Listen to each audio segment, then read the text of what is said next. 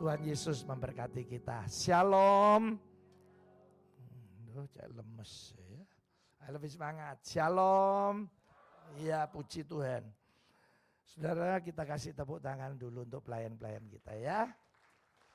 Nanti mulai tahun depan Januari, saya ingin semua pelayan ada waktu 1 bulan, 1 kali aja seperti ini bisa hadir. Ya, kalau tidak hadir saya minta alasannya. Tadi saya ketemu seorang pelayan yang tidak di gereja kita. Yang ngobrol sama saya hampir 3 jam karena dia ingin ada sesuatu yang disampaikan. Saya kaget, dia bilang gini, saya Pak 6 tahun, belum pernah didoakan gembala saya. Saya gembala Komsel, saya cuma minta ketua departemen saya mendoakan saya. 6 tahun tidak boleh. Hanya kepala divisi yang boleh mendoakan. Saya gini loh, kok aneh aturan. Di tempatku, ya siapa aja tak doain loh ya. Nah saudara, saya berharap setidaknya, saudara kenapa didoakan? Karena ini ada catatan di Alkitab. Bagaimana hamba Tuhan punya otoritas yang Tuhan memberikan kepercayaan untuk kita juga bisa didoakan. Makanya saya ingin pelayan-pelayan, saya tidak mau tahu alasannya. Kalau memang mau jadi pelayan, datang sebulan, kemese ono 4 cuma sekali lah. Pas saya tak doakan. Setidaknya saudara dan saya ya bisa ketemu saya lah. Tak uyak-uyak sengangel-angel itu ya. Ya. Nah saudara, yuk kita akan lihat lewat firman Tuhan. Saya setiap baca firman, dengar itu ya. Saya ini mesti dalam hati saya selalu gini, Tuhan saya harus kadung dengar, harus kadung baca. Ya, saya pengen lah ngalami. Kenapa saudara? Karena itu untuk saudara dan saya. Jadi makanya hari ini saya ingin saudara mengerti bagaimana Yesus ini yang luar biasa.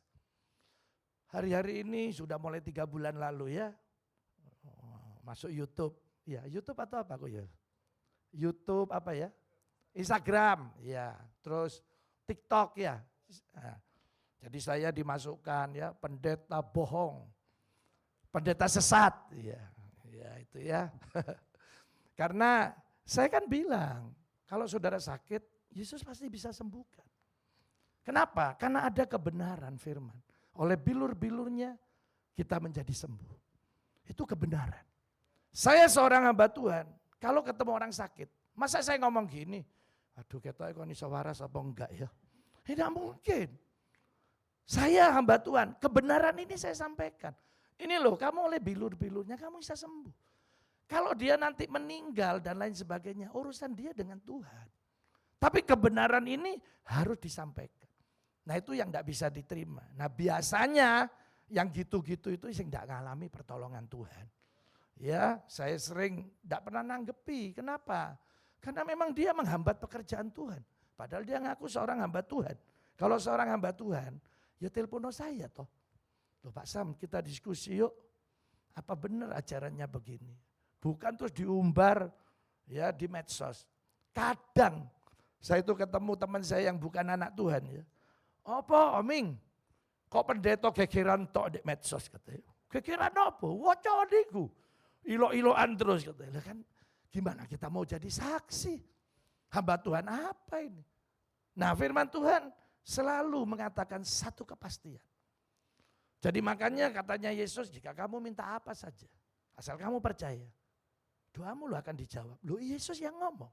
Lah masa terus saya ngomong, gak iso, doa gak iso dijawab, gak iso. Lah saya buat ajaran sendiri. Nah itu kebenaran. Kalau nanti tidak dijawab, nah saudara yang koreksi. Yesus juga kemana aja, dia selalu menolong orang. Tapi ketemu anak muda, wes kamu jualan kabeh, nanti kamu melok aku. Dia tidak mau, ya tidak masalah buat Yesus. Tapi buat dia jadi masalah. Jadi dia sendiri yang tidak punya jawaban. Tapi Yesus selalu memberi jawaban. Nah, yuk kita akan baca Markus 6 ayat 53 sampai 56. Ya. Ini setelah Yesus berjalan di atas air. Nah ini selanjutnya peristiwa ini mari kita lihat Markus 6 ayat 53 sampai 56. Setibanya di seberang Yesus ya, dan murid-muridnya mendarat di Genesaret, ini sama ya. Namanya Kineret, Genesaret, karena di kota Tiberias namanya Danau Tiberias. Orang Indonesia lebih seneng Danau Galilea. Wis podo namanya saudara ya. Berlabuh di situ. Sekarang ayat 54. Ketika mereka keluar dari perahu, orang segera mengenal Yesus. Nah ayat 55, maka berlari-lari mereka ke seluruh daerah itu. Dan mulai apa saudara? Orang-orang sakit di atas tikar kepada Yesus, di mana saja kabarnya Yesus berada. Jadi orang kuape, ya diusung pakai tikar. Terus ayat 56, saudara yang baca, 2, 3. Ke kampung-kampung, di pasar dan memohon, supaya apa? Hanya menjamah. Nah ini perhatikan kalimat terakhir. Ini firman Tuhan. Dan apa saudara? Nah ini kan kebenaran. Ya saya harus sampaikan. Nah jadi di sini Yesus ada 2 cara untuk menolong. Yang pertama Yesus yang menjamah. Tapi kita baca saat ini mereka yang menjamah.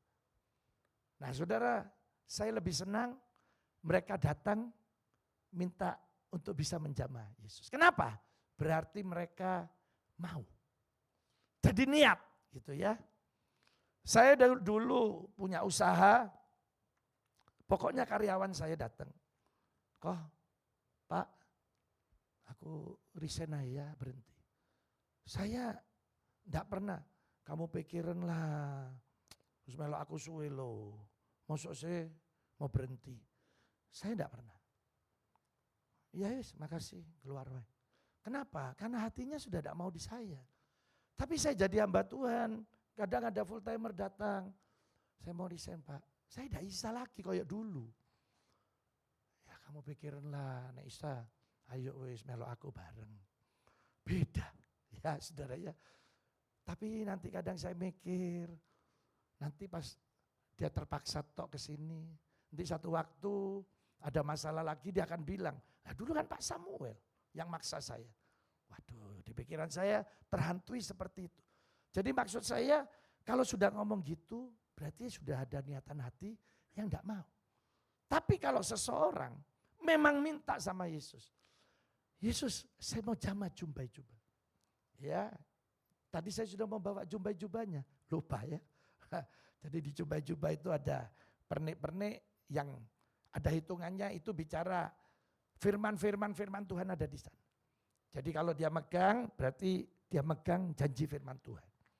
Dan Alkitab bilang ya perempuan pendarahan yang memegang jubahnya Yesus, begitu dipegang itu dia megang janji firman Tuhan dan ada kuasa yang keluar dari Yesus. Jadi saudara ini bicara bagaimana janji Tuhan, kuasa Tuhan ada pada kita. Nah begitu ada pada kita, otomatis terjadilah pertolongan Tuhan. Nah malam hari ini saya percaya, ya saudara mau sakit apapun, selama saudara memang niat datang sama Tuhan, saya percaya Yesus akan menolong menyembuhkan kita. Jadi hari ini ayo punyalah niat yang besar, yaitu yang namanya mau melakukan. Itu yang namanya iman, dikerjakan. Ya, jadi saudara kita lihat pembangunan gereja kita ya. Saya ini tiap hari terus ya, tak masuk akal, terus itu. Ya terus, saya khotbah ke Surabaya, kemana, ketemu orang-orang yang memang dari dulu membantu pembangunan kita. Sampai hari ini, terus membantu pembangunan kita. Dan itu Tuhan yang menggerakkan. Makanya malam ini percayalah, Tuhan ini punya banyak cara nolong kita. Jadi di pikiran saudara saya ingin tanamkan fokusnya Yesus. Yesus, Yesus, Yesus. Ya tadi saya bincang-bincang panjang lebar ya. Sudah mulai banyak gereja melenceng. Bukan lagi fokus Yesus. Tapi mulai katanya pendetanya. Katanya Yesusnya hilang. Nah di sini saya tidak mau. Saudara harus bilang kata firman Tuhan. Kata Tuhan Yesus seperti ini. Ya kalau kata saya tapi itu perkataan firman tidak apa-apa. Tapi kalau murni itu perkataan saya, nah saudara mesti hati-hati. Nah hari ini saya ingin bawa saudara. Ayo, ada Yesus yang bisa menolong kita. Saya percaya tidak ada yang tidak bisa, pasti Tuhan lakukan terus banyak keajaiban. Ya, saya ditelepon seseorang yang dulu bangkrut, saudara ya. Saya tahu kondisinya begitu, kasihan, habis semuanya. Saya datangi, berkali-kali saya ke rumahnya. Sekarang sudah punya 2 pabrik ya. Jadi saya meresmikan pabriknya 2, dia beli gudang lagi. Begitu beli terjadi masalah. Panjang, sampai hampir 5 tahun. Saudara, urusan di pengadilan. Ya baru ini telepon, aku menang. Kok ini ya tak renovasi, nanti resmi lagi. Nah, saya bincang-bincang di telepon.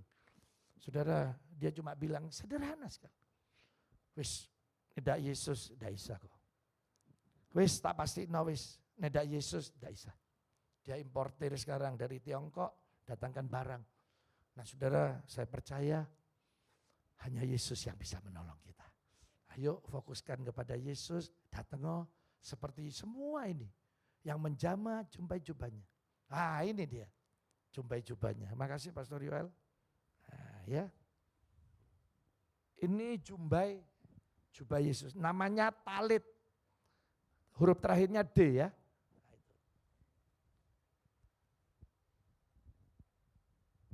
Biasa Yesus masang gini. Semua hari ini orang Yahudi yang ke gerejanya namanya sinagog. Nah pakai ini.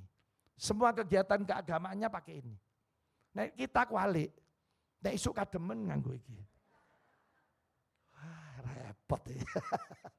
Nah ini ya. Jadi kadang dipakai di sini, kadang dipakai di mana? Kepala. Shalom. Nah ini loh. Ini yang jubahnya. Ini ada ikatan. Nah ini ada hitungannya ayat-ayat ini ya. Nah, ada 4. Seperti perempuan yang pendarahan, saya tidak tahu megang yang mana. Tapi waktu megang gini, berarti dia megang janji Tuhan. Nah itu saudara. Apa janji-janji firman Tuhan yang saudara terima, dipegang, dipercaya. Begitu dipegang, firman Tuhan bilang, ada kuasa dari Yesus yang keluar. Sehingga katanya seketika itu perempuan itu sembuh. Nah ini semua orang yang datang menjamah jubah-jubahnya. Jadi apa tadi? Sembuh. Ya, jadi bukan masalah megangnya. Tapi bagaimana orang-orang itu sudah mempercayai janji Tuhan. Begitu dia mempercayai, maka terjadilah pertolongan Tuhan. Ya, mungkin ada saudara yang mau ini. Ya, oh udah ada, ya sudah burung. Ya. Ya. Jadi saudara, saya percaya malam ini saudara dan saya akan mengalami hal-hal yang ajaib yang luar biasa sama Tuhan ya. Ayo saya ajari saudara, mintalah yang besar sama Tuhan ya. Jangan minta yang biasa-biasa. Ya istilahnya Pastor Yoel, jangan jadi hamba Tuhan mediocre. Mediocre ya, Pastor. Ya. Jangan yang biasa-biasa. Minta yang luar biasa. Saya ini hampir ngobrol terus sama Pastor Yoel. Aduh kok jadi hamba Tuhan ini capek ya. Wis podo-podo capek, yes penyisan. Minta yang besar kan gitu ya. Bangun gereja ya sama capek. Podo mikir ya menyisan lah, sing gede pisan. Yang Tuhan kasih. Ya. Ternyata gede, bingung tenang. Tapi Tuhan baik ya. Puji Tuhan, ini ada Pak Alfred. Sampai lantai 8 sudah terpenuhi ya Pak ya. Waduh. 3 bulan lalu masih kurang 3,5 miliar. Saya ini sudah gini, dari mana ya, terus tak tahu Tuhan. Pokoknya nyanyi aja wis, kau selalu punya cara untuk menolongku. Kadang saya gini, aku ini apa menghibur diri ya, apa memang mau tak percaya, ya percaya aja lah. Nah ini ya, sekarang kita ngumpulkan tahap 4, lantai 9 sama lantai 10. Wah saudara ya, setelah itu pasang atap, saya tidak tahu habis berapa, interior ini ya. Habis interior, sound. Ini penawaran 15M. Tak pikir dulu embong beember ya. Kursi 5.000 ya. Oh, saya banyak ini. Saudara belum tahu videotronnya nanti, panjang ya. Jadi ini baru fisik ini ya. Enggak apa-apa. Kita melatih iman kita. Tapi saya percaya Juni 2026 semuanya sudah selesai pindah sana. Ya. Kita selalu imani, percayai. Seperti yang datang sama Yesus ya. Jadi semua, wah sudah percaya. Pasti ini ditolong Tuhan, pasti ditolong Tuhan, pasti ditolong Tuhan. Dan terjadilah apa yang mereka inginkan. Ya malam ini saya ingin juga, ayo kita alami sendiri pertolongan Tuhan.